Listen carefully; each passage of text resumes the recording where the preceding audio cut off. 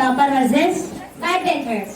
అసలు ఈ టాపర్స్ ఉన్నారే 100కి 100 వచ్చినా నిద్రపోరు. ఎందుకంటే వాళ్ళకి 100కి 101 రావాలి కాబట్టి. అసలు ఈ బ్యాక్ బెంచర్స్ ఎందుకు వేస్ట్ గా?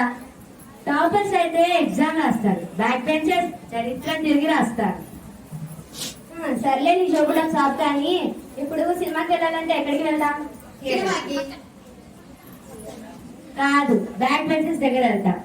ఎందుకంటే వాళ్ళకి ఏ థియేటర్ ఎక్కడ ఎంత బాగుండిద్దో, దాంట్లో ఎన్ని డిగ్రీస్ ఉంటాయో బాగా తెలుసు కాబట్టి. కానీ మ్యాథ్స్ లో 180 డిగ్రీ యాంగిల్ అని అడిగితే అబ్బా నోరిప్పరు.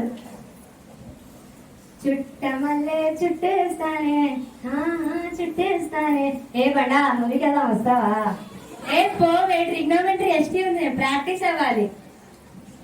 ఎందుకు పుట్టిందో పుట్టింది ఏదో నువ్వంటే, చదువుకోవడానికి పుట్టాను పుట్టాను వయ్యారి.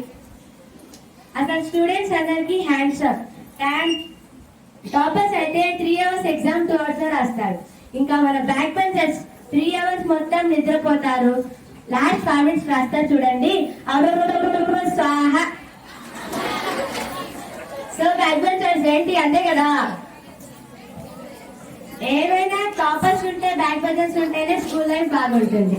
Thank you so much.